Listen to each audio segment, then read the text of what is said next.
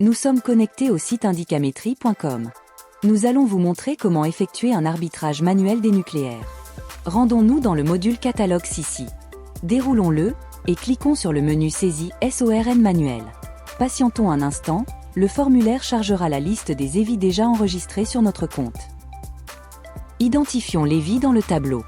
Dans notre cas, il s'agit de l'EVI Kouassi Ogbe-Raymond. Allez-y au niveau de la dernière colonne, et cliquez sur l'icône de la loupe, pour accéder au formulaire pour procéder à l'arbitrage manuel des nucléaires. Nous y sommes. Les informations concernant l'EVI sont rappelées en tête du formulaire. En dessous, le premier tableau présente les informations nécessaires à l'arbitrage manuel des nucléaires. Vous constatez que toutes les informations du tableau vous sont étranges. Pas de panique, nous sommes à votre service. Nous allons vous expliquer les grandes étapes du système opératoire de la recherche des nucléaires. Le nom et les prénoms de l'EVI sont considérés comme des attributs ontologiques.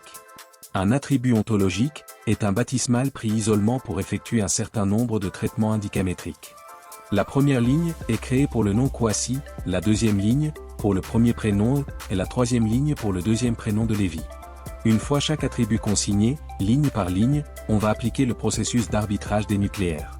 La première étape consiste à traduire chaque attribut en langage capacitaire, en appliquant un alphabet spécial à la science indicamétrique. Dans notre exemple, nous avons comme transcription capacitaire 3, 3, 5, 1, 4, 4, 2 pour le nom Kouassi. Ensuite, la deuxième étape consiste à déterminer l'abécie de l'attribut ontologique. Entendons par abécie, agrégat baptismal énergico-capacitaire intrinsèque. Pour le baptismal Kouassi, nous trouvons 7 comme valeur. Enfin, la dernière étape consiste à déterminer non pas l'abécie, mais plutôt la valeur sommative de la transcription capacitaire de l'ontologie. Dans notre cas, nous avons la valeur 22 pour Kouassi. La même opération est appliquée récursivement sur tous les autres attributs, comme vous pouvez le constater dans le tableau. Toutes les apparitions des nucléaires 1, 2, 3, 4, 5, 6, 7 seront comptabilisées par la suite. Un second niveau de la recherche des nucléaires doit être appliqué pour fractionner les moléculaires afin de retrouver les nucléaires cachés de la matrice de base 1, 7. Ce second niveau ne sera pas abordé dans cette vidéo, vu sa complexité et le temps requis pour aller dans les détails. Une fois toutes les étapes d'arbitrage épuisées, nous devons consigner les valeurs dans le tableau ci-dessous. C'est le tableau des fréquences des nucléaires. Il s'agit de renseigner les fréquences initiales et additionnelles de chaque nucléaire de base. Notons que les fréquences qui seront saisies sont à titre d'exemple. On commence par le nucléaire 1. On saisit 5 comme fréquence initiale et 0 comme fréquence additionnelle. Automatiquement, la fréquence finale est calculée. Notez que vous ne pouvez pas directement modifier la valeur de la fréquence finale. Pour le nucléaire 2, on saisit 2 comme fréquence initiale, 2 comme fréquence additionnelle. Automatiquement, la fréquence finale est mise à jour. Pour le nucléaire 3, on saisit 6 comme fréquence initiale, 0 comme fréquence additionnelle. Automatiquement, la fréquence finale est mise à jour. Pour le nucléaire 4, on saisit 3 comme fréquence initiale et 1 comme fréquence additionnelle. Automatiquement, la fréquence finale est mise à jour. Pour le nucléaire 5, on saisit 3 comme fréquence initiale, 0 comme fréquence additionnelle.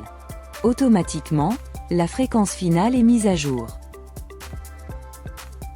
Pour le nucléaire 6, on saisit 1 comme fréquence initiale, 3 comme fréquence additionnelle. Automatiquement, la fréquence finale est mise à jour. Pour le nucléaire 7, on saisit 0 comme fréquence initiale, 3 comme fréquence additionnelle. Automatiquement, la fréquence finale est mise à jour. Une fois toutes les fréquences sont renseignées, cliquez sur le bouton Enregistrer pour sauvegarder les saisies. Une fois l'enregistrement est effectif, un message de succès sera affiché.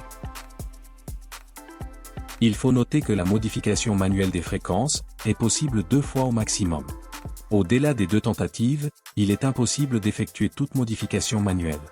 Voilà, nous venons de terminer l'arbitrage manuel des fréquences de l'EVI Kouassi. Pour vérifier si les informations sont bien prises en compte, retournons sur la SICI. On clique sur le menu « SICI des EVI ». On recherche notre EVI dans le tableau, et on clique sur l'icône de la loupe. On repart dans la rubrique Fiches techniques ici, et ensuite, dans la sous-rubrique, la baptismale. Nous constatons bel et bien que, les valeurs des fréquences finales sont affichées, en conformité avec celles saisies lors de l'arbitrage manuel. J'espère que vous avez apprécié le contenu de cette démo. Dans la prochaine vidéo, nous allons créer et configurer un matriciel stratégique, un instrument indicamétrique très important, pour la prise de décision. Au revoir, et à la prochaine.